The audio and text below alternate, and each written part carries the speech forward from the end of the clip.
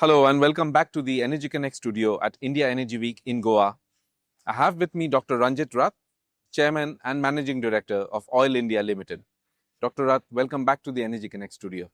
It's always a pleasure talking to you. Thank you very much for having me.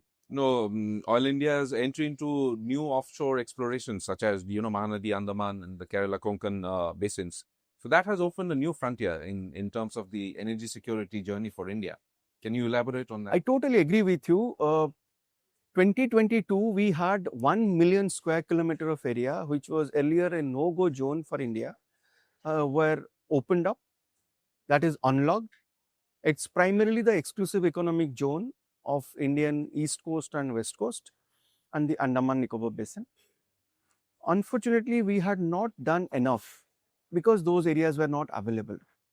But if you look at the last couple of OLP bid rounds, specifically OLP 9, Oil India got about 40,000 square kilometer of area in the deep waters of Mahanadi and KG basin.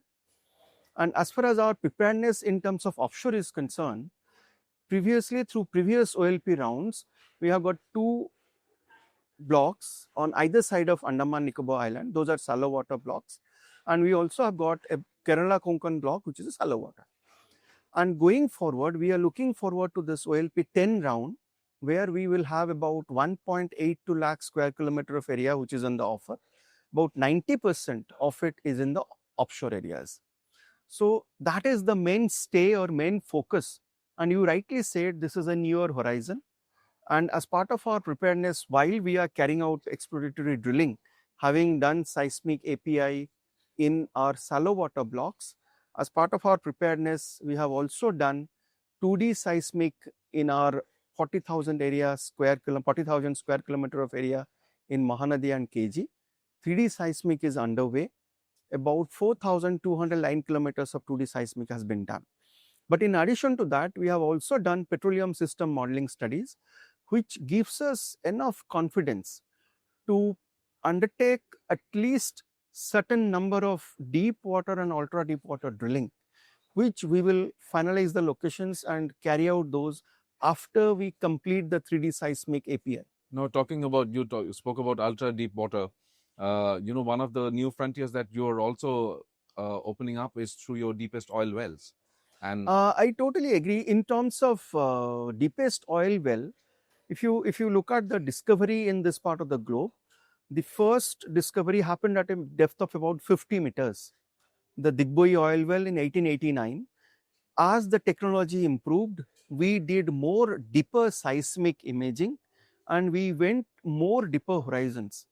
Today, as we speak, Oil India Limited is drilling 5,500 to 6,000 meters depth, and we are producing from those depths as well.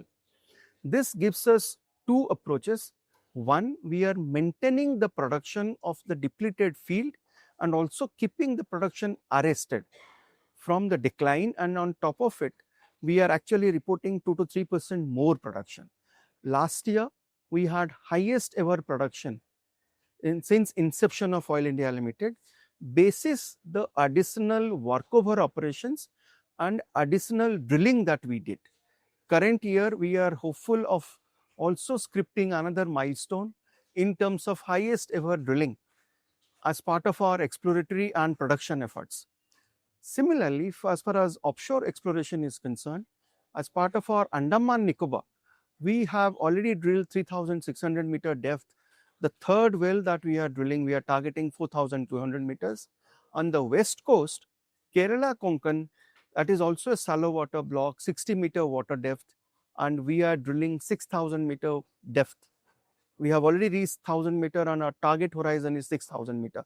So that is the depth range we are talking about, and we are strongly convinced that this will yield a certain quantum of result which will give us enough assurance of a possible discovery.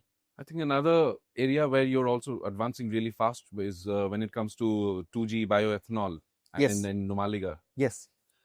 See, as part of the biofuel construct was brought in as part of our energy security initiative, where a target was given that 20% blending in petrol or MS is a need, was a mandate.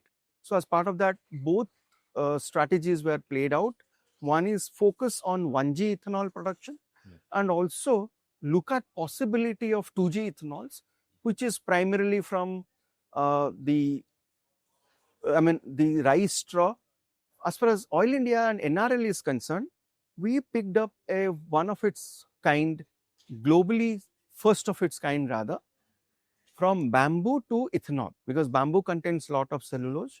So bamboo to ethanol, and we are successful in commissioning the plant. Honorable Prime Minister inaugurated the plant on 14 September 2025, and the process of stabilization and production is underway. We have already started production from the plant.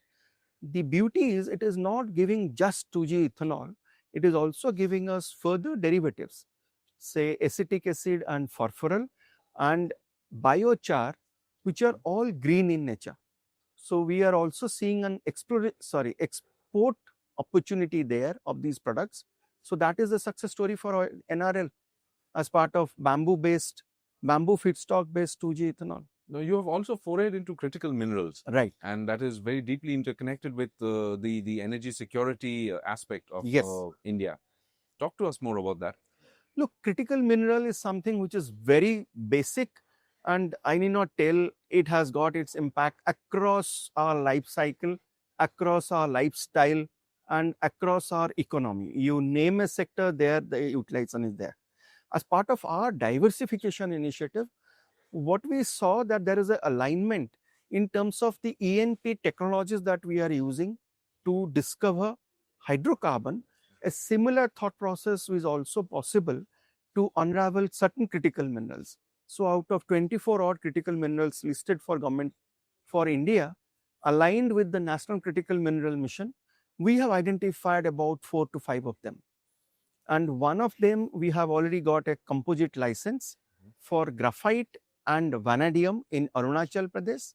And we have also got a composite license for potash in Rajasthan. And as part of our domestic exploration, we will continue to participate in future auction round also. The other facet of National Critical Mineral Mission is also securing overseas critical mineral assets, for which we are collaborating with other public sector undertakings. We have submitted in some of the places non-binding offers, and we are also scouting overseas critical mineral assets, primarily focused on lithium as of now. Dr. Rath, it's always been such a pleasure talking to you, and thank you once again for coming back to the Energy Connect studio. Thank you very much. It's always a pleasure reaching out to you and through you, all your audiences. Thank you very much. Thank you. That was Dr. Ranjit Rath, the Chairman and Managing Director of Oil India Limited. For more interviews like this and comprehensive coverage of the energy industry, go to energyconnects.com. I'll be back with more studio interviews from India Energy Week in Goa. Stay tuned.